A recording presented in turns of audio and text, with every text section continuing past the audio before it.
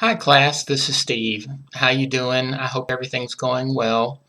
Tonight we're going to look at Chapter 7. And I have to be very candid with you. Chapter 7 was not a fun chapter for me. Now do understand, this is the first time we've used this textbook. I think I've told you before, I was asked by the college to use a text that was free to save you guys some money. And I'm happy to do that.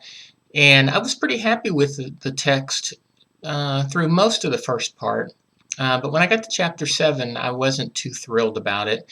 But I'm just going to try to hit a couple of highlights, mainly because um, the chapter is so short as it is that it's just a matter of reading it and looking at how he answers the various questions about resurrection and about your soul. So, just in a nutshell, basically the chapter deals with, is there a soul or a spirit that lives on after you and I die? That's the basic question.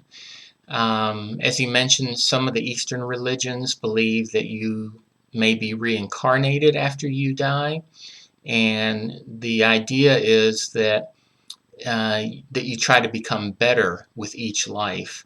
That let's say you die as a pretty good person, you'll come back as a better person, and then when you die from there, you'll come back as a better person. But apparently, if you're a bad person, according to some Eastern religions, you go backwards in time, like you might become less of a person or even an animal. Um, if you're not a good person. So the reincarnation can work either way. Some religions, Eastern religions, believe that when we die, we're kind of like a drop in the ocean. Um, so I die, and my spirit or my soul then mixes with all the myriad of other souls and spirits that have died before me. So it's like just putting another drop into this huge ocean of spirit and soul. Jewish and Christian belief, well, not all Jews, but some Jews believe that that our soul and our spirit continues and lives on. And so the question then becomes, what is the soul and what is the spirit?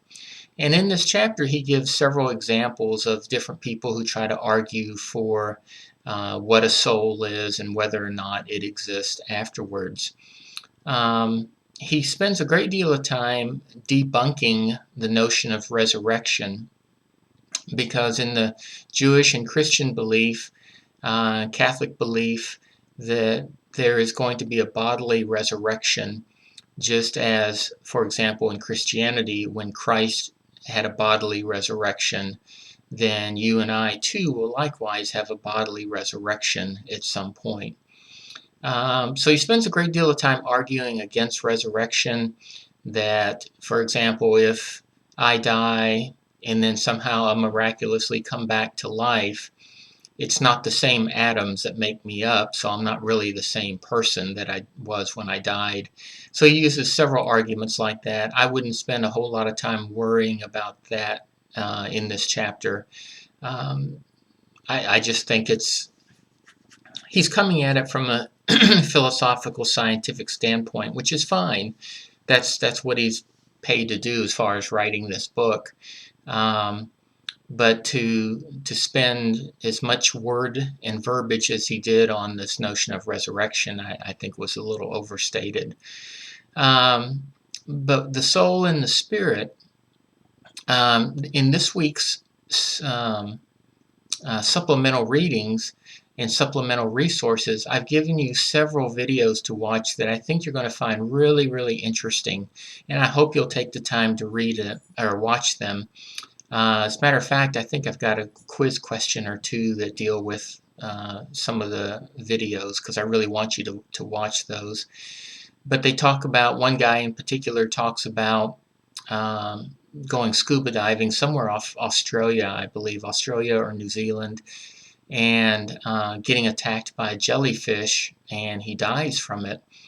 But then he comes back to life, and he talks about what happened to him while he was dead. So there are several cases like that. Now I know if you're not a believer in a soul or a spirit, that you would look at these supplemental videos as just anecdotal at best. And you're right, they are anecdotal. We don't have any hard, fast proof that something happens to us after we die. There is not that.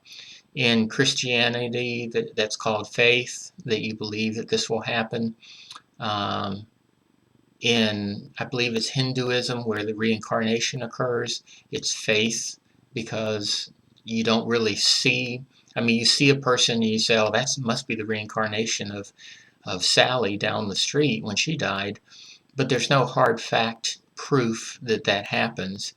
So, for those of you who don't believe that such a soul exists, take these supplemental resources for what they are, and they're just some things for you to ponder and some things for you to consider.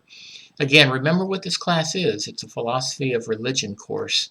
So it's looking at religions through a philosophical lens.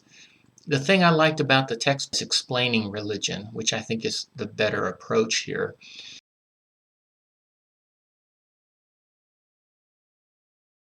Religions during the course of his textbook here. But so getting back to the base question about do you have a soul or a spirit, and if you do, what happens when you die? Does the soul and spirit live on eternally? Does it pass away when you pass away? Does it become something else in the reincarnation mode? Um, do you eventually get bodily resurrected so that the soul and the spirit would live in you again? So these are the questions that he goes after, and he has several different authors talk about that. And in fairness to him, he does quote, I believe, at least one author that believes that the soul and spirit does continue on afterwards and lives eternally. So he tries, I think, at least to give some kind of fair balance there. One author even, or I think it may have been him, who made the issue about who would, if your soul and spirit continued on forever, who would want that? Who would want all of eternity with your soul and your spirit alive? Because all eternity means a long time. So I kind of have to tend to agree with him on that point, that if unless there's something to do, then to live eternally with nothing to do would be pretty boring. But for my faith, I believe there is something to do, so I don't think it's going to be all that long. But really, that's it about this chapter. It's not my favorite chapter by any means, but it is, I guess, a necessary one to talk about the soul and the spirit. Next week, we're going to get into chapter 8, which has to do with the religious worldviews and reason.